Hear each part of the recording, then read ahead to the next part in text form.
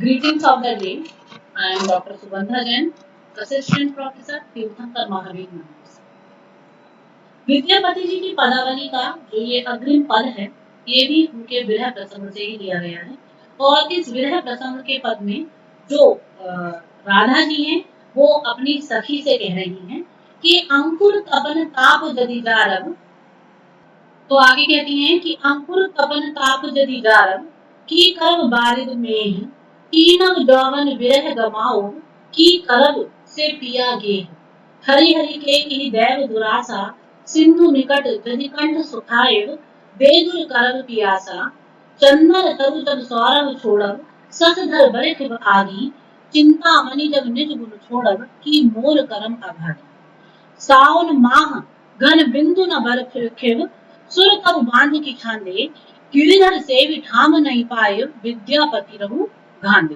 तो यहाँ पर श्री राधे अपनी सखी से जो उनकी विरहावस्था है उसका वर्णन कर रही हैं और उस विरहावस्था के कारण किस प्रकार वह अत्यधिक दुर्बल हो गई हैं, जीर्ण शीर्ण हो गई हैं और उनकी जो भावना है वो ये कहती है कि अब तो जैसे मानो इस विरह की भेंट मेरा संपूर्ण यौवन चढ़ चुका है और अगर अब प्रियतम लौटते भी हैं तो उन्हें क्या मिल पाएगा। तो इसी भाव से वो अपनी सखी को अपनी विरहावस्था, अपनी दुख वेदना सब बताते हुए कहती है कि अंकुर तपन ताप जदि जारब की करब बारिद में है, कि यदि किसी अंकुर को हे सखी सूर्य अपनी प्रचंड किरणों से जला देगा तो की करब बारिद में है, तो जो बादल हैं या वर्षा है उनका क्या होगा, वो क्या कर पाएंगे, उनके कुछ करने से फिर होगा भी क्या। ईनव जौवन विरह गमाओ की करब से पिया गे है, और ये जो मेरा संपूर्ण नव यौवन है इसे तो विरहावस्था की भेंट चढ़ा चुकी हूँ, अर्थात विरहावस्था के रूप में ये संपूर्ण तरीके से समाप्त हो चुका है। तो अब कुछ होकर के होगा भी क्या, अब क्या शेष रहा है, अर्थात विरागिनी की भेंट मेरा संपूर्ण यौवन चढ़ चुका है। तो अगर अब प्रीतम लौट भी आएंगे तो हे सखी अब उससे लाभ भी क्या है, इस दशा में क्या लाभ होना है। आगे वो कहती है अपनी सखी से कि हरि हरि के की दैव दुरासा सिंधु निकट जदि कंठ सुखाए केदुर करब पियासा। तो हे सखी वो कहती है कि माधव के बिना इस जो दुराशा है इसका निवारण कौन कर सकता है। जैसे मान लो विपुल जल राशि के किनारे सिंधु निकट जरी कंठ सुखाए, यदि विपुल जल राशि के किनारे बैठे होने पर भी कंठ सूखा रहे, सुखाए सूखा ही रह जाए तो के दूर करब प्यास, तो इसमें प्यास को भी कौन दूर कर सकता है ना। आगे कहती हैं कि सखी पानी में भी अगर मीन प्यासी है, जल में रहकर भी यदि मछली प्यासी है तो फिर उसका क्या लाभ, तो इस प्यास को फिर कौन दूर कर सकता है। कृष्ण मथुरा में गोकुल से दूर नहीं है, यदि उनके दर्शन पिपासा से प्राणों पर संकट आ बने तो इस परिस्थिति में उसका निवारण कौन कर सकता है, अर्थात कोई भी नहीं कर सकता। चंदन तरु जब सौरभ छोड़ब ससधर बरिखब आगी चिंता मणि जब निज गुण छोड़ब की मोर करम पकड़ा। आगे कहती है वो कि हे सखी मेरे दुर्भाग्य के कारण चंदन तरु जब सौरभ छोड़, जब चंदन के वृक्षों ने अपनी सुगंध छोड़ दी है और जो चंद्रमा है ससधर बरिखब आगी, और जो चंद्रमा है वो शीतलता प्रदान करने के स्थान पर आगे जो आग है वो उगल रहा है, तो इसमें फिर वर्षा जो है बरखी उसका क्या होगा, वर्षा भी क्या करेगी। हे सखी चिंतामणि जब जब वो चिंतामणि अर्थात जो समस्त मनोकामनाओं को परिपूर्ण करने वाली चिंतामणि स्वरूप श्री कृष्ण है, जब उन्होंने ही अपने गुणों का त्याग कर दिया है, अर्थात मेरे इस दुर्भाग्य के कारण उन्होंने मुझे विस्मृत कर दिया है, तो समस्त जो वस्तुएं हैं जो भी उपमान है मोर कर्म भागी, तो मेरा तो ये दुर्भाग्य ही है कि सब कुछ मेरे लिए व्यर्थ ही है, सब कुछ मुझे दुखदायी ही होगा या साथ सब कुछ जो भी कुछ इस सृष्टि में है वो सब मुझे फिर दुख देने वाले ही होंगे, क्योंकि जब मेरे प्रियतम ने ही मेरे प्रति अपने प्रेम को विस्मृत कर दिया है तो फिर ये सारी वस्तुएं तो दुखदायक होंगी ही, क्योंकि समस्त मनोकामना को परिपूर्ण करने वाली वो चिंतामणि है, उन्होंने ही मुझे विस्मृत कर दिया है, उन्होंने ही अपने इस गुण को त्याग दिया है, तो जितनी भी सुखदायक वस्तुएं हैं वो भी आज दुखदायक हो उठी हैं। अंत में वो अपनी सखी से कहती हैं कि सावन माह घन बिंदु न बरखिब सुर तब बांझ की छांदे गिरधर से भी ठाम नहीं पाए विद्यापति रहु भांदे। कि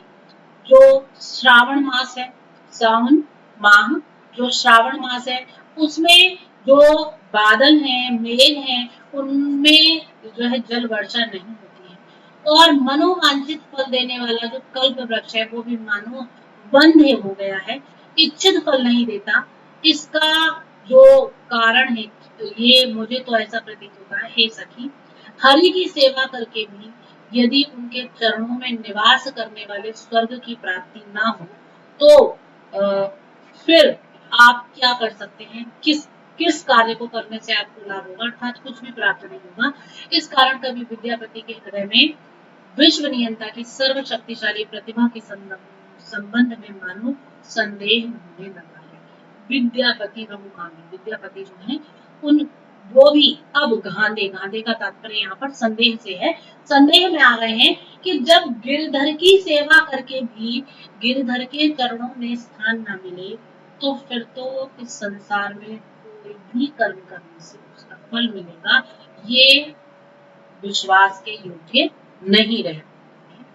तो यहाँ पर कवि ने जो श्री राधे की व्यथा है, पीड़ा है,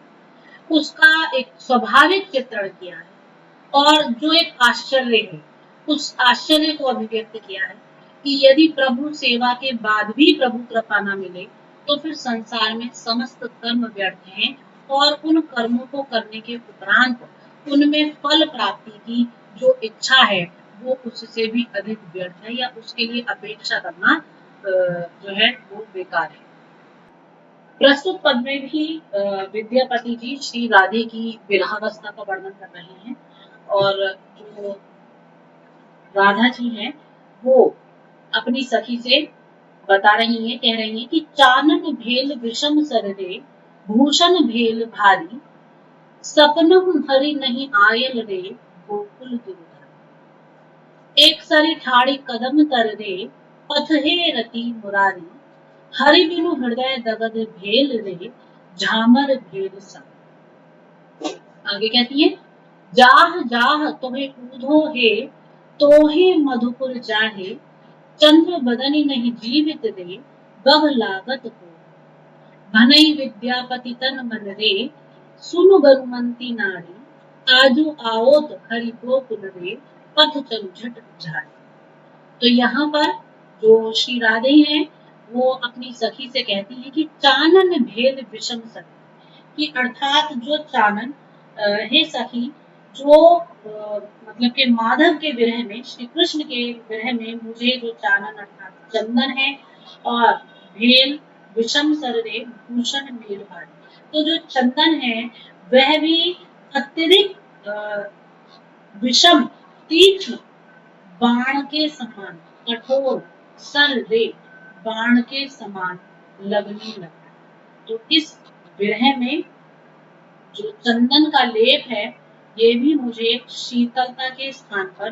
दाहकता प्रदान कर रहा है और यह भी मुझे तीक्ष्ण बाण के समान लग रहा है। भूषण भेल भारी, और जितने भी आभूषण मैं धारण करती हूँ वो सारे आभूषण अब मुझे भार स्वरूप लगने लगे हैं, अर्थात वो भी मुझसे सहन नहीं होते। सपनम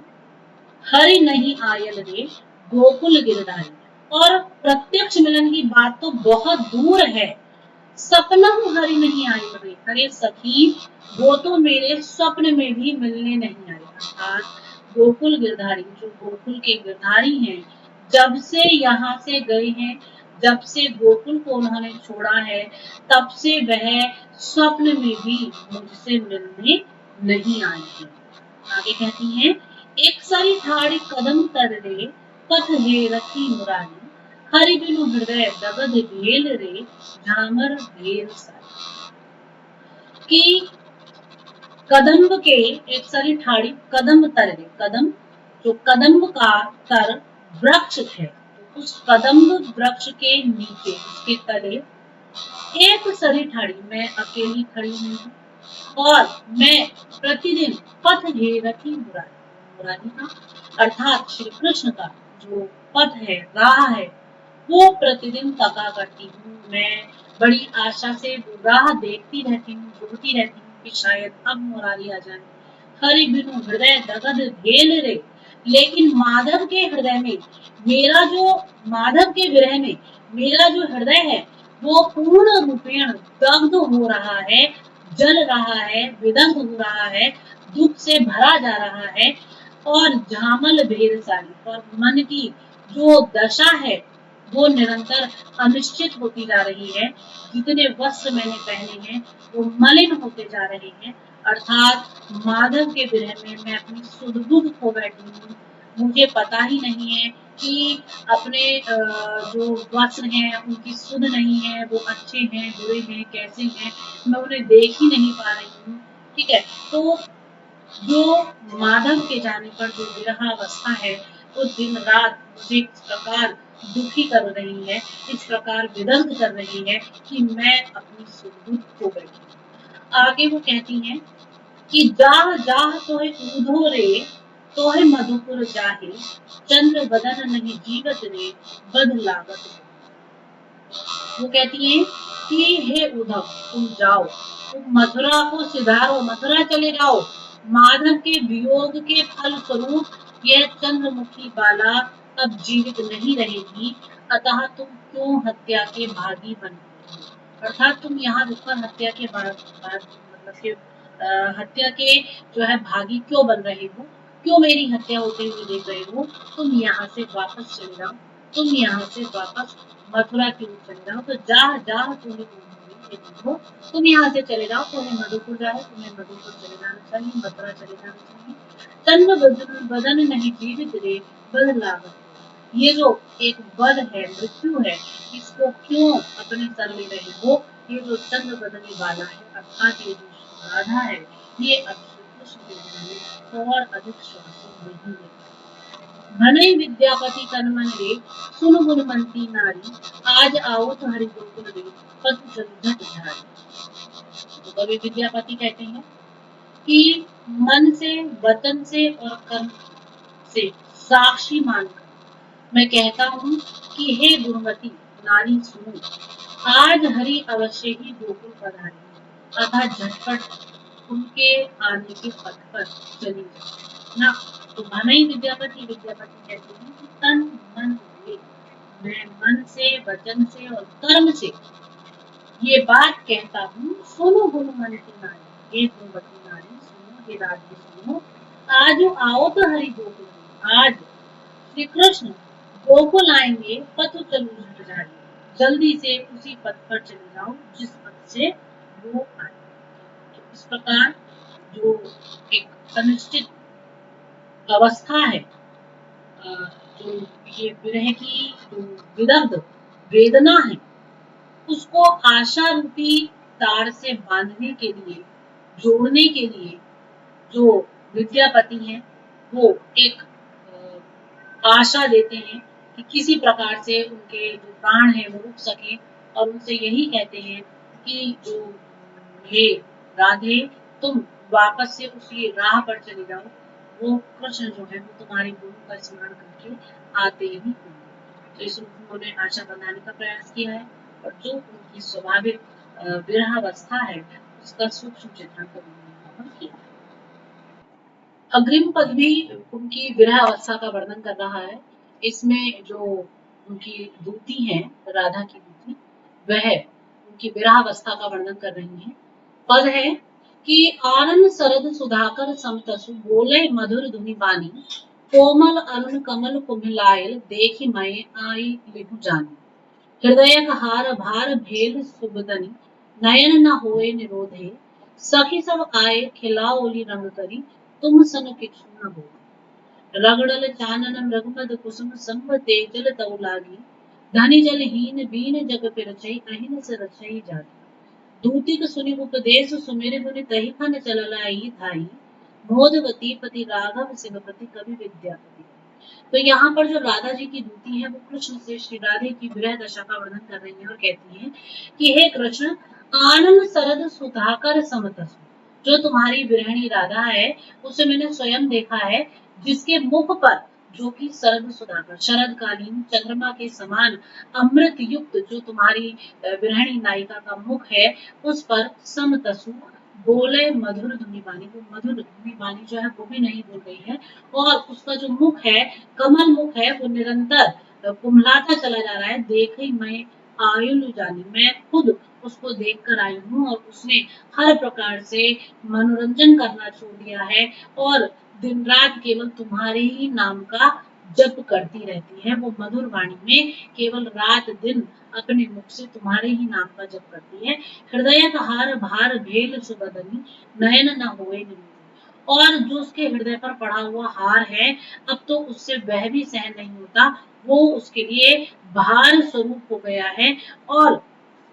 निरंतर वह कुमला रही है। नयन न होए निमित्त, लेकिन जो नेत्र हैं वो निरंतर आंसुओं से भरे रहते हैं, वो बंद नहीं होते और हर प्रकार से वह सिर्फ तुम्हारे ही आने का की प्रतीक्षा में अपने नेत्रों को तुम्हारे पथ पर लगाए रहती है। सखी सब आए खिलाओ ये रंग करी, तुम मन किछु न बूझे। ले वो सारी सखियां आती हैं, आपस में खेलती हैं, रंग करती हैं, मनोरंजन करती हैं, लेकिन तसु मन किछु न बोले, लेकिन उसके मन पर किसी प्रकार का कोई असर नहीं पड़ता, क्योंकि वो तो दिन रात मात्र रोती रहती है, उसका चेहरा फुल्ला गया है और वो विरह से निरंतर दग्ध हो रही है। रगड़ल चानन मृगमद कुसुम सब तेजल तू लागी, और आगे कहती हैं कि जो तुम्हारी सखी है उसको प्रसन्न करने के लिए उस राधिका को सब से विनोद करते हैं, ठीक है, और हर प्रकार से उसको तुम्हारे विरह से दूर करना चाहते हैं, लेकिन वो तो सिर्फ दिन रात तुम्हारे ही याद में, तुम्हारी स्मरण में खोई रहती है। धनी जलहीन बीन जग पिरचई मीन जग पिरचई अहनिस रही जागी, जैसे जलहीन जो मछली है वो तड़पती है, उसी प्रकार वह तुम्हारे बिना निरंतर विदग्ध हो रही है, विलाप कर रही है, रो रही है। दूती सुनी उपदेश सुमिर गुरु तही कन चल लाई धाई मोदवती पति राघव सिंहपति कवि विद्यापति। तो इसके बाद में वो कहती कि जो दूती का समाचार है उसे सुन करके और उन श्री राधे के जो गुण हैं, उन गुणों का स्मरण करके मानव कृष्ण उसी समय दौड़ पड़ते हैं और विद्यापति जी कहते हैं कि वह जो श्री कृष्ण है वह सारे विषयों से विरत होकर अपनी प्रिया के प्रति उसको प्राप्त करने के लिए मानो दौड़ पड़ते हैं। तो प्रिया के जो सभी, जो प्रिया से कभी भी अलग नहीं होते, वो तत्काल उससे मिलने के लिए मानो दौड़ पड़ते हैं, दौड़ मतलब कि दूसरे की ओर जाने। इस प्रकार इस पद में भी कवि ने जो विरहणी नायिका है उसका बहुत ही हृदय स्पर्शी वर्णन किया। अगला पद है चल हरि भल हुलु का खन विद बसन खनहि बद चला। इस पद में भी जो विद्यापति जी हैं वह, तो ये जो पद है इस पद में कवि उस समय की जो एक प्रथा है, ये इनका जो पद है ये भी विद्यापति पदावली की प्रार्थना और नाचारी प्रसंग से लिया गया है और इसमें भगवान शिव और भगवान विष्णु के संयुक्त स्वरूप की प्रार्थना की गई है और जो उनका हरिशंकरी रूप है उसकी स्थापना यहाँ पर कवि ने की है। कवि के समय में जो वैष्णव धर्म है और जो शैव धर्म है वो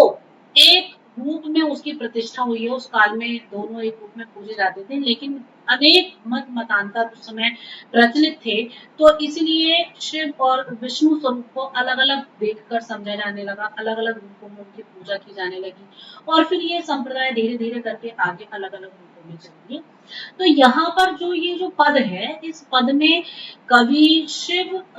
और विष्णु यानी कि हरि शंकरी जो रूप है उनका, उस अनंत शक्ति स्वरूप उस रूप की स्थापना कर रहे हैं और उसमें उनकी स्तुति कर रहे हैं। तो ये है जो ये पद है वो है भल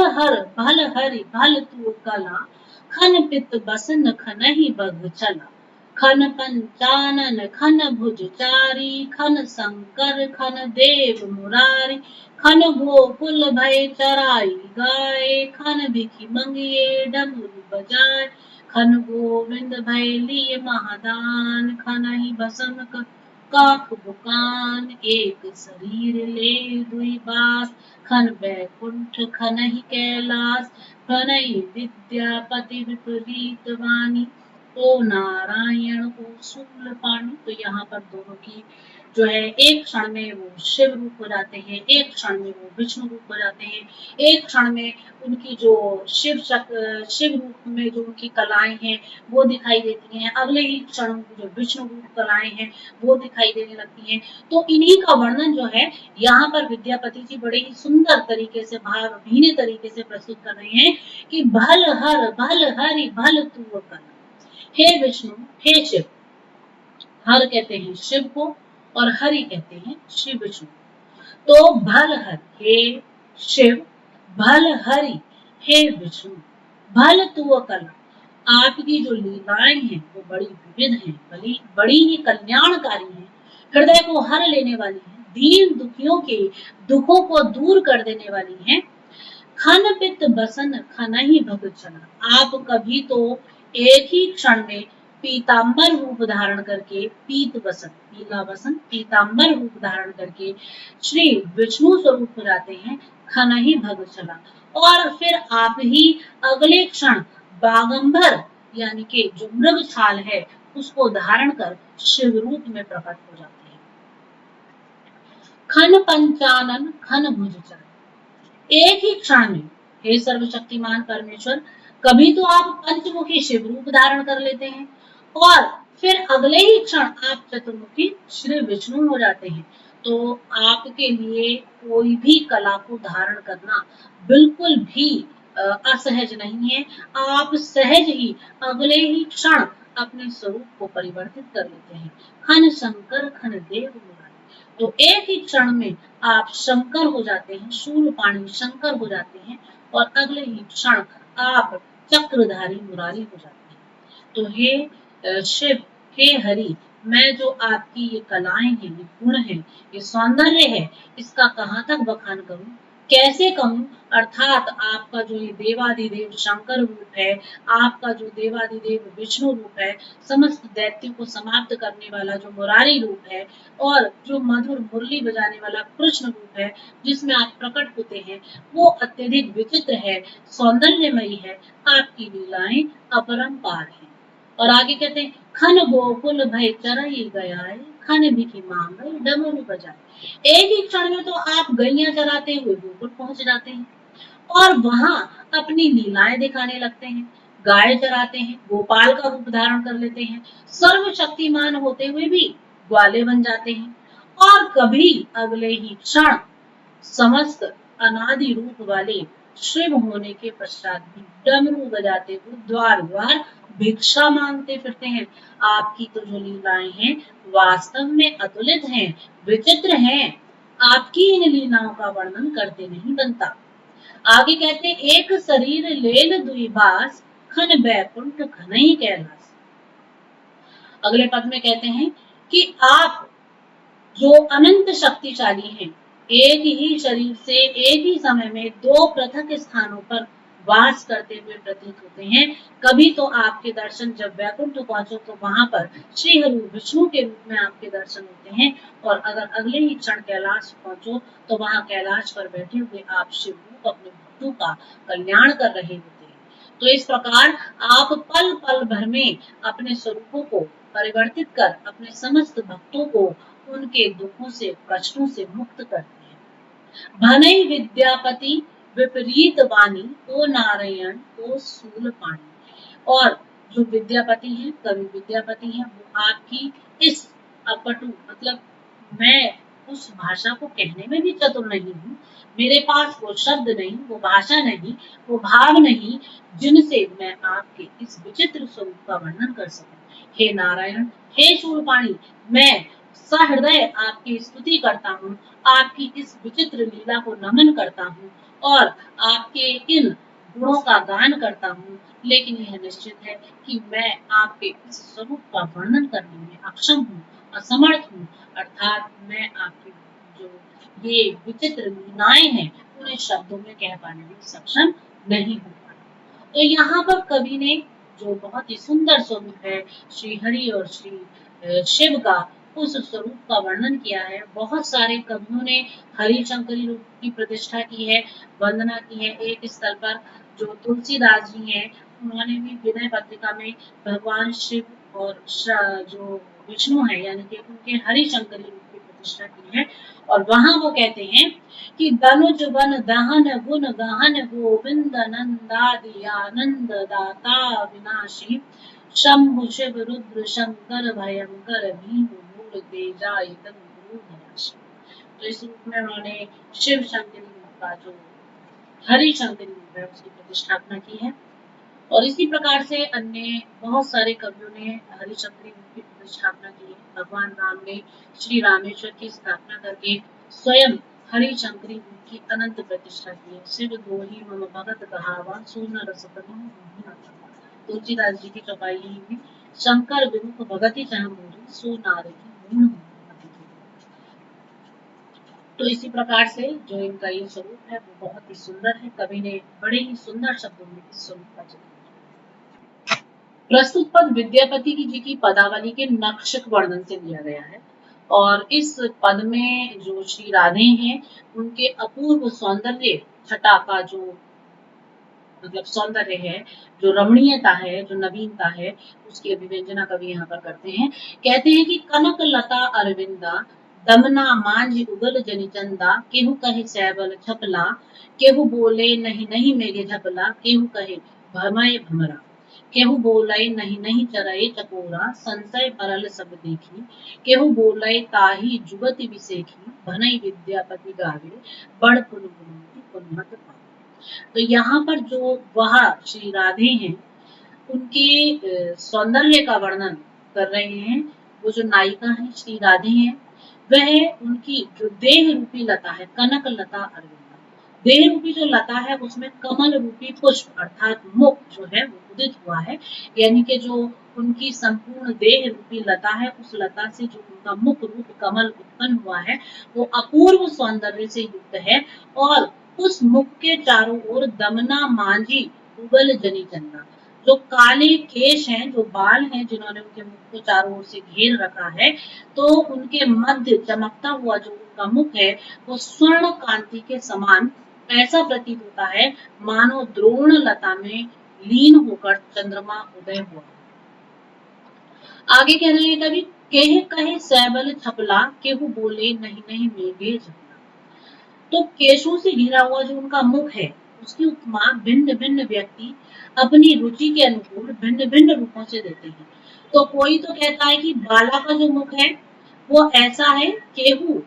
कहीं सैबल छपला, तो कोई तो ये कहता है कि बाला का जो मुख है वो ऐसा है मानो कि निर्मल जल में पड़ने वाला जो चंद्रमा है उसका प्रतिबिंब सिंवार घास से आच्छादित हो गया हो। ठीक है, तो सिंवार जो घास है, सैबल मतलब जो काही होती है उसके लिए कहा गया है, तो उससे युक्त हो, जैसे चंद्रमा जो है उसका प्रतिबिंब जल में पड़ रहा है और जल में जो चारों तरफ काही आ जाती है उस काही के मध्य वो चंद्रमा जैसे सुशोभित हो रहा है, उसी प्रकार से काले घने बालों के मध्य घिरा हुआ वो उनका चंद्रमुख सुशोभित हो रहा है। केहू बोले नहीं नहीं मेघे झपला, कोई अलग जो है वो यह उपमान देता है कि नहीं ये उपमान सही नहीं है उनके लिए, परंतु ये वो कहते हैं कि बाला का जो मुख है वो काले केशों से आच्छादित होकर इस प्रकार प्रकाशमान हो रहा है जैसे चंद्रमा को किसी बदली ने ढक लिया। तो कहते हैं कि अर्थात उनका जो मुख है वो जो है इस उपमान में सटीक बैठता है कि जो निर्मल चंद्रमा है उस चंद्रमा को बादलों ने चारों ओर से ढक लिया है। तो घने काले बादलों के मध्य जैसे चंद्रमा सुशोभित होता है, उसी प्रकार से उन घने केशों के मध्य उनका मुख जो है वो सुशोभित हो रहा है। आगे कहते हैं कि केहू कहे भमाए भमरा, केहू बोले नहीं नहीं चरई चकोर। अब इसी प्रकार से उनके नेत्रों के सौंदर्य की तुलना कर रहे हैं।